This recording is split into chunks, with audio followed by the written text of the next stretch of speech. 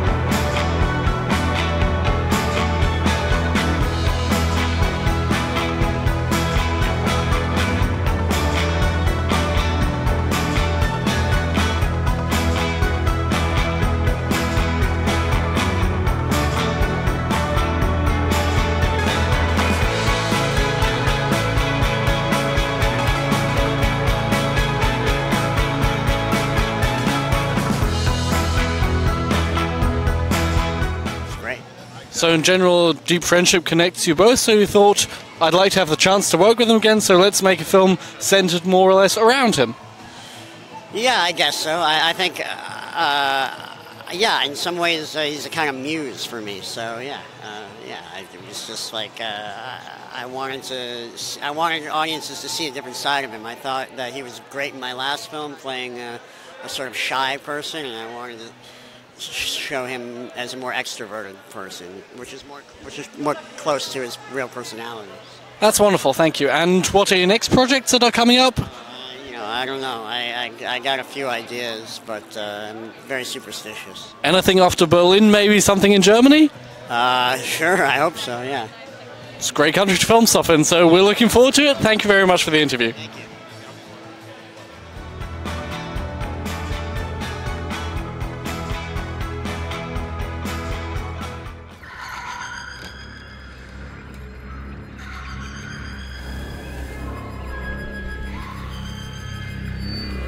Giving you the chance to be of great use in our quest for preservation. The adolescent needs to be trained.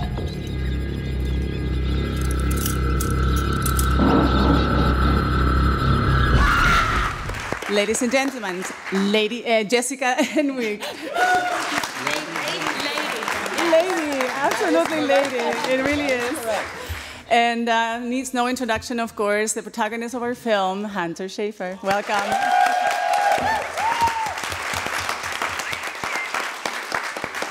And responsible for it all, for the writing and the director and the directing, please welcome Tillman Singer. We already have a person over here on the right side, and then two in the middle. Hi, I'm Ross. I'm the director of CampusTV Marburg. It's a student-run organization in Hessen. What's the general consensus of filming in Germany? What's the feeling you've got? Where was Hessen? Where did we film in Hessen? It was the last... That's the military base, no, it was the last 2 weeks, I think. Oh, I missed 2 that. weeks? 1.5 weeks? We went to Wiesbaden, that cute city. Okay. Wiesbaden. Yeah, and from there we went around and... the house particularly is such an important part of the film, or at least a part of the film. And I can't remember who designed that house till now. Richard Neutra, a great architect, yeah. That house had a personification of everything that was going on, every angle of the house and every room we went into and outside and in. It was like a terrarium. Yeah. It's for watching people from outside. There's lots of glass and windows going on in this movie, yeah. Yeah, who can see in, what's reflected, what you can't see. I mean, when you're working, those are the kinds of things, to answer your questions with a little more length, those are the kinds of things you experience. And also the people who owned the house, who were not like the world that we were in, who were very, very kind. So these are the kinds of experiences that you have. And some of us got locked in hotels during the COVID experience also. Oh yeah, that was fun. Yeah. I tried currywurst. I've been vegetarian for like 7 years or something.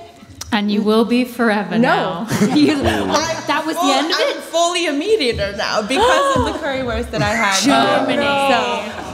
It was I have Germany to thank for. Gaffer's Homemade. his name was Gruber. It was very good. Gruber, yeah. and he makes an incredible currywurst. I did. It was good. Many people broke the edge that day, I think, and went from vegan to... I think I had 5.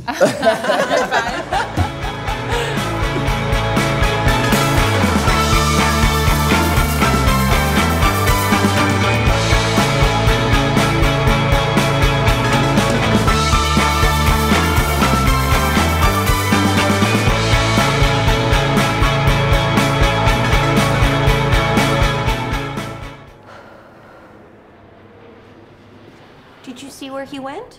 Jeszcze papieru? No, thank you.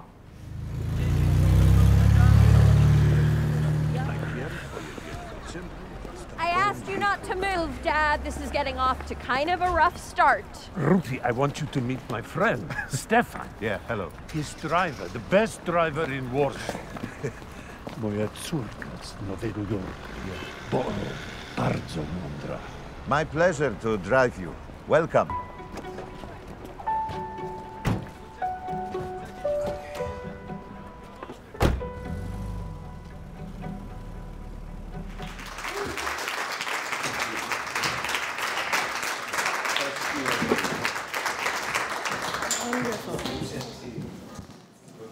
Actor Stephen Fry.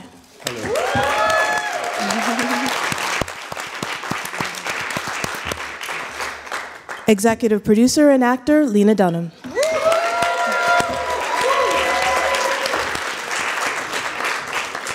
And screenwriter and director Julia von Heinz.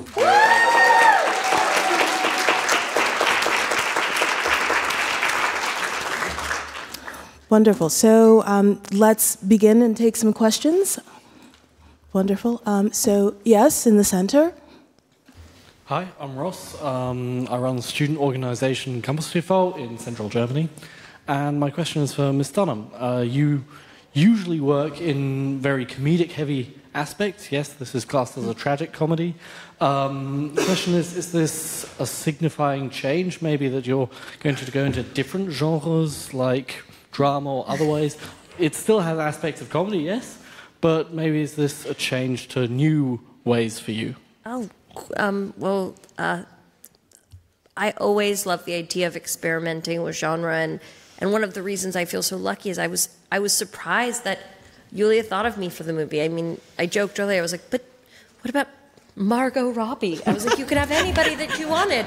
And so the fact that she felt that I was capable of doing something like this, that I deserved to be there with an actor of Stephen's caliber, it was a very special experience for me. And even if I, just go back to playing total goofballs, it's something I will cherish for the rest of my life. But no, I'm currently in production on something that is absolutely and completely without a message, so don't worry.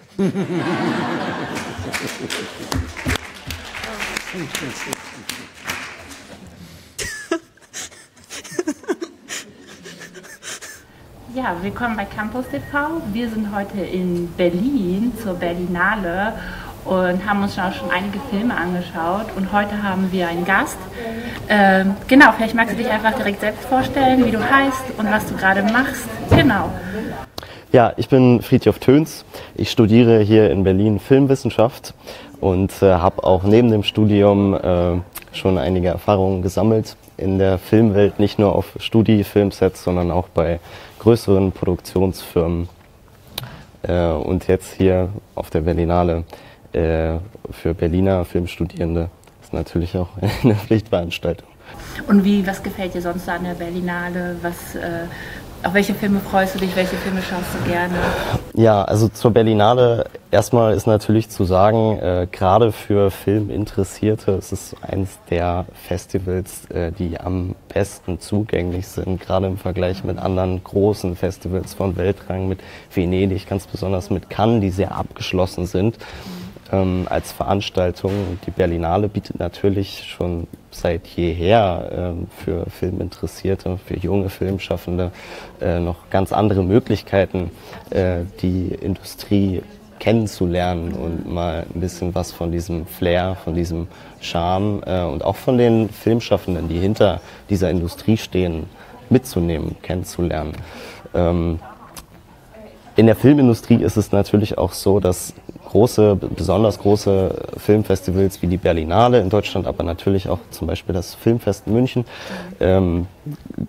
gewissermaßen Sperrtermine in den Kalendern der größeren Produktionsfirmen sind, eben weil es Orte sind, an denen man zusammenkommt, an denen man Kontakte pflegt, Kontakte aufbaut für künftige Projekte meinetwegen.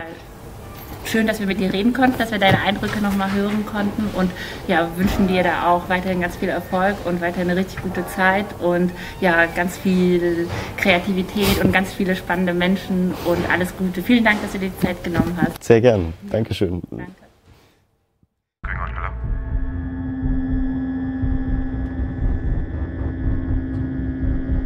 Jacob, what are you responding?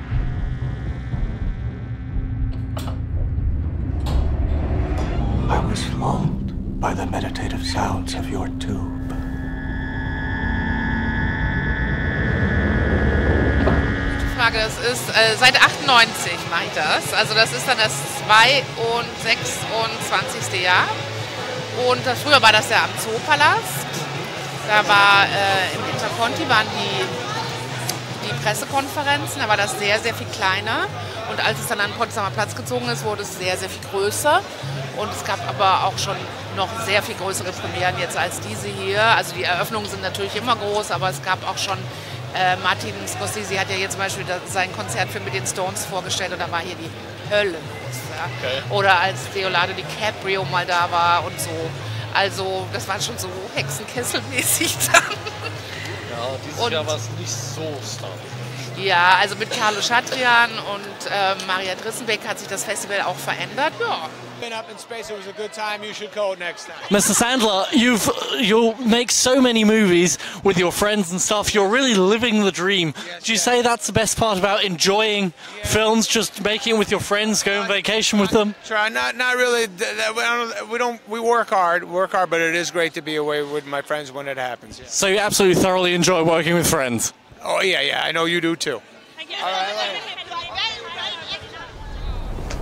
Merry Christmas. Hi Rona.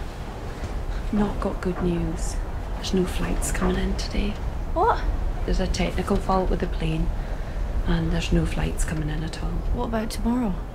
No, they're waiting on parts and engineers and I'm afraid the boats are away into the Toon for Christmas. Die erste Frage jetzt direkt. Sie als deutsche Regisseurin mit einer irischen Hauptdarstellerin in Schottland gedreht. Total internationale Besetzung und also wie hat es Ihren Film beeinflusst, diese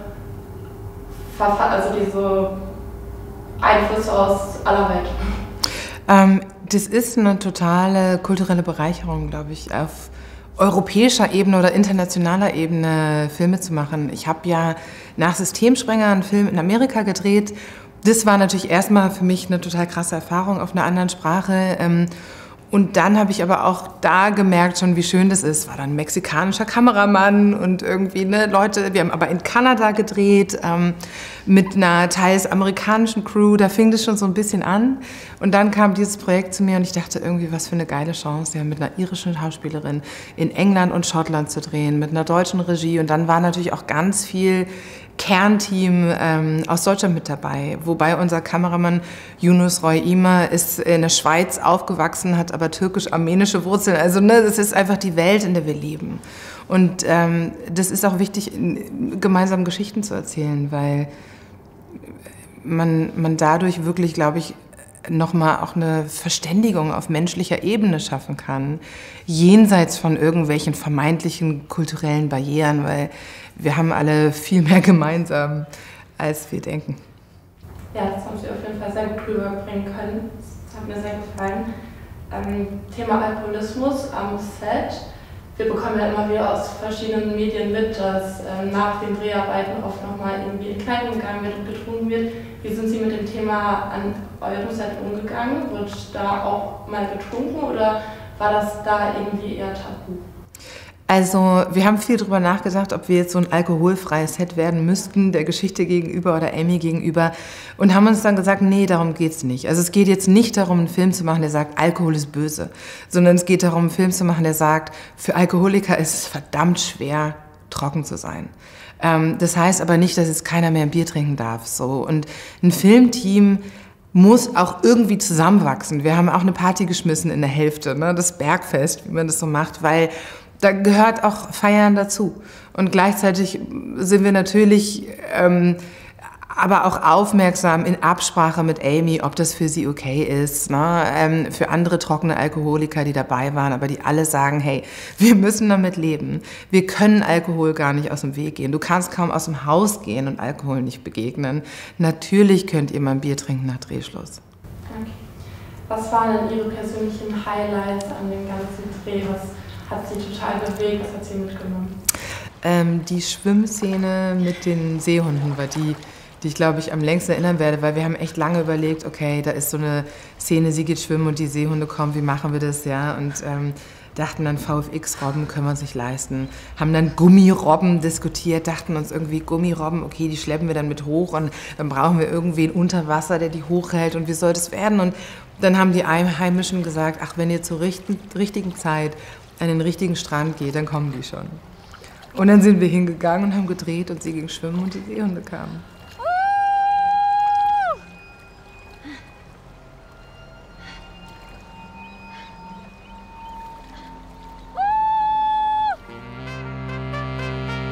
I think Mr. Martin Scorsese needs no introduction. He's a good friend of the festival. He's a good friend of whoever loves cinema. And yeah, we'll talk about cinema then. What is for you the role of Film Festival? Well, I think the role of the film festival has always been, for me, the attention to a new voice. The individual voice, the individual artist making film. Something that may be a film that you would see once and remember for the rest of your life. You may not be able to see it again. Marty, as Carlos said, for decades you've been committed to film preservation for movies from all over the world, and some of those were screened in our Berlinale classics. Yes. So we admire that work. What do you look for when selecting a film for restoration? Well, initially, we looked for films that influenced us, and that's myself and let's say Brian De Palma or Steven Spielberg, Paul Schrader, that whole group that we grew up together. My friend Jay Cox, all of us was a small group that we had back in 1971, 72, and 73 before we all started really making movies. And so we would always ask about a certain film. Did you see that? Have you seen this? And we would look for copies. And we found that it was a great difficulty finding good copies of these films. It could be a John Ford film, or it could be a film by anyone from Sajid Ray. Like, for example, the first films that I saw of India were on television, and they were basically it was Pate Panchali, dubbed in English. Dubbed in English with commercials in New York. It was great. And so as a young person, that opened the world to me, because my parents were, they were literate, but they didn't have books in the house. There were no books. I had to bring in my own books, and really a lot came through seeing foreign films, whether French, certainly Italian. Italian films immediately when I was 5 years old, the neorealist films. But, you know, there's a big difference between the Italian film and Sajid Ray, and then Ugetsu by Mizoguchi, which I also saw on television, dubbed in English. With commercials? With commercials. And it still was great. And then there was Kurosawa, you know. So all this was opening up. And the idea was to, if it affected me, a kid who came from a neighborhood where the parents weren't intellectuals and didn't read books and that, well, you know, maybe, you know, similar kids around the world might see a film and be affected by it. And they may not make films or anything, but it could change their lives. And so I became very sad to realize, of course, the impermanence of life, as we all know. But does it have to be that impermanent so soon? That's all. Why don't we... People say, Marty, the whole world's going to die. You say, I know, but we're heading towards the sun, or we're heading towards the moon or something. And so, in the meantime, we're all here. We're all here, so let's communicate. Yes. Let's communicate through art.